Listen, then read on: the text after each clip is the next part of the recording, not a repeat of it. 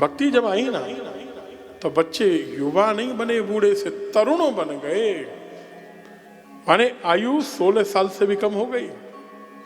प्रेमयी रूपा सहसा विरासी, किस रूप से भक्ति बधारी? प्रेमयी का रूपा, एक रूप, भक्ति का स्वरूप प्रेम ही है। श्री कृष्ण गोविंद हरे मुरारे, नाथेति नामानि मुहुर्वदन्ति। बार बार कीर्तन करते करते श्री भक्त वत्सल भगवान प्रकट हो गए, जय जयकार होने लगी, भगवान भी नाचने लगे, आनंद मनाने लगे। ऐसा आनंद हुआ, भगवान आ गए, सबको आशीर्वाद देकर बधारे वैकुंठ। भक्ति ज्ञान वैराग्य का उद्धार हो गया श्री भागवत की एक कथा से। जीवन में भक्ति ज्ञान वैराग्य तीनों को युवा बना देती है भागवत। हमारे जीवन में जिस चीज की कमी हो,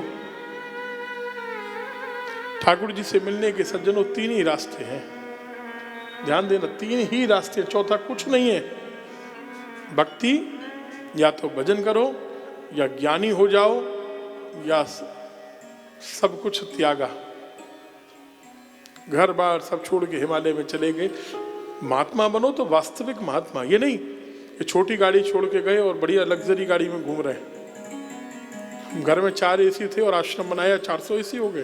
फिर वैराग्य उसको कहते हैं कि वैराग्य छोड़ा तो यद हरे विरजे तद हरे प्रव्रजेत, सब कुछ छोड़ दिया, फिर वैरागी बनो।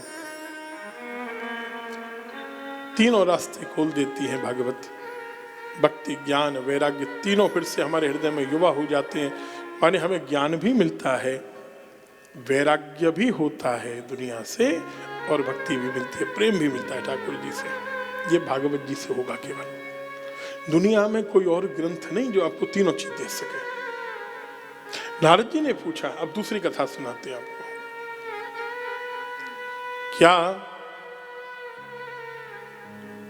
किसी व्यक्ति के पाप बहुत हो, छोटे मोटे पाप तो सब मिटा देंगे?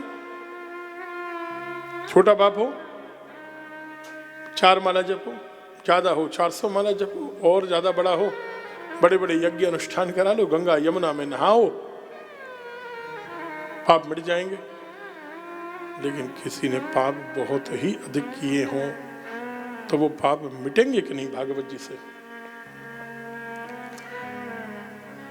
तो सनकादि मुनियों ने क्या सुनाया? बोले नारद जी, जिंदे के तो छोड़ो, मरे हुए के भी पाप मिटा दे, भागवत में तो वो शक्ति है। क्या समझे? जिंदे की छोड़िए, मरने के बाद तुम्हारी गति नहीं हुई हो, आप मानो या न मानो, प्रेत तो होते हैं, मानो या न मानो। आप उनको, कोई भूत कहता है, कोई प्रेत कहता है, कोई ब्रह्म राक्षस आदि आदि नाम है। आपकी मुक्ति हो गई, आत्मा तृप्त है, और मुक्ति नहीं हुई उसको अतृप्त कहते हैं। हम लोग जीते जी भी अतृप्त ही रहते हैं कि नहीं? बोलो, कुछ भी मिल जाए उसके बाद भी इच्छाएं खत्म होती हैं क्या? मरने के समय सज्जनों, अगर हमारे मन में कोई भी इच्छा रह गई, कोई भी चिंता रह गई, कोई भी कष्ट रह गया, तो मुक्ति होगी नहीं। कितना भी भजन कर लेना, फिर लौट के आना पड़ेगा। और अगर गलत कर्म हो गए तो अतृप्त आत्मा को ही, और पूरी दुनिया मानती है, हर धर्म मानता है इस बात को, जानते हो कि नहीं?